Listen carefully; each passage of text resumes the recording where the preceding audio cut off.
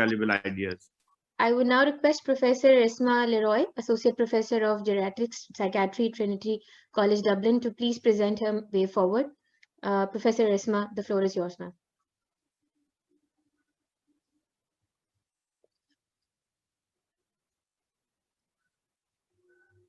Professor Iracema?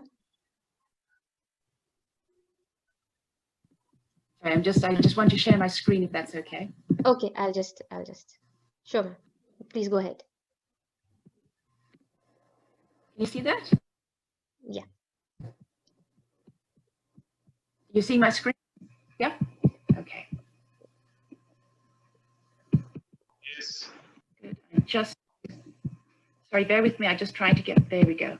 Make this bigger.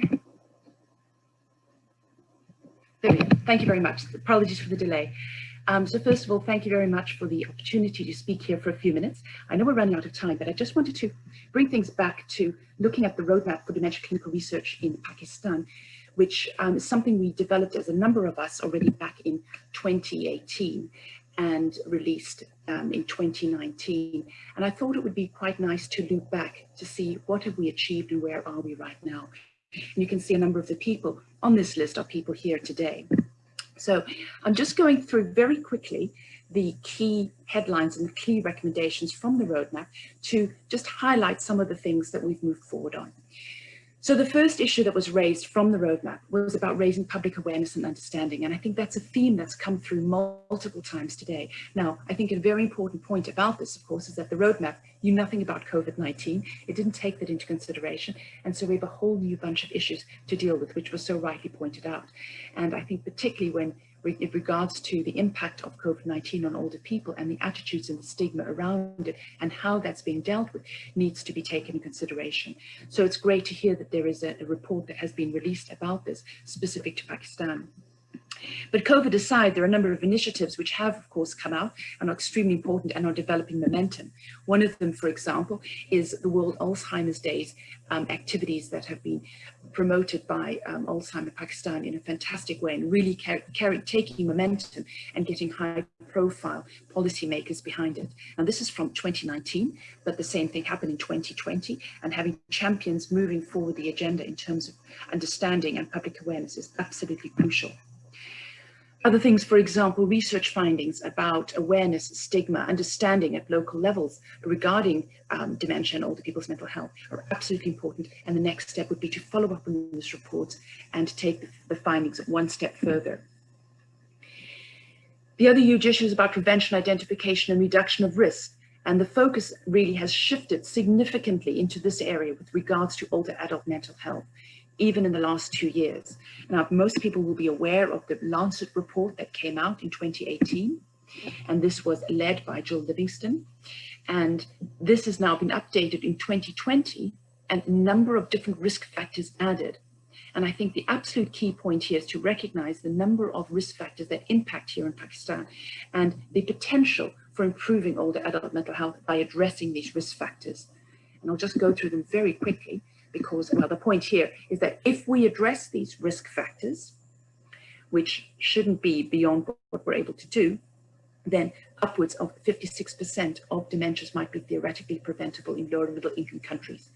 In high income countries, that's about 40%, but actually it has greater impact in high income countries. And these risk factors, which many people will be aware of, which are the 12 risk factors, include lower education, midlife hypertension, obesity, and diabetes, alcohol consumption, traumatic brain injury, which is one of the new factors that has been added. And of course, that's a huge issue in Pakistan in terms of the number of people who do not wear head protection on motorbikes. Late life depression, I'm not sure that we know much about that, and the data are missing and need to be improved here in Pakistan. Physical inactivity, a very big issue for older people over the age of 60. Smoking. Air quality, again, another new issue. We raised the issue of environmental aspects. Yes, we talked about disasters, but as Professor Zaidi rightly pointed out, there are many other aspects that are, we're facing on a day-to-day basis, and air quality is one of them. And here we do bring in COVID because of social isolation, hearing impairment, and other risk factors. So these are all the things that we need to be thinking about. And one of the ways that we can move forward, and this relates to our most recent speaker talking about the data, is by doing things such as developing a longitudinal study of aging. And a number of us have been working quite hard over the past 6 months to develop the PAC-AGE study, which is the Pakistan Longitudinal Study of Aging, so that we can look over these factors and look for the risk factors for mental health and older adult brain health issues over a period of time. So we're now in the stage where we've developed a protocol, and we're looking for funding to pilot this across the 6 regions in Pakistan. Other initiatives, for example, include the CLICK study. Now, this is a COVID-related initiative in which we have a large-scale global survey of loneliness and social isolation, looking at the impact on care partners of people with dementia. And it's quite a rich data set. So from Pakistan, we have about 1,500 responses, of whom nearly 400 are care partners of people with dementia or long-term illnesses. And we will be starting to analyze these data to try to inform the conversation. And this is in an Urdu and an English version, and we are still soliciting responses up until November 16th. So I think this is, again, a very nice response to some of the highlighted aspects of the roadmap. So moving back to the roadmap, quality of care for people with dementia and their carers. Again, this relates back to the CLICK data that we've just been talking about, but many of these things are captured in the National Dementia Strategy, which you've already heard about. And I think we're not quite there, but almost ready for the launch, as I understand it. And when that happens, hopefully that will add to the agenda and feed into the summit as well. The next issue was about delivery of care and services, also about diagnosis, about interventions, both pharmacological and non-pharmacological, and also progression of normal aging.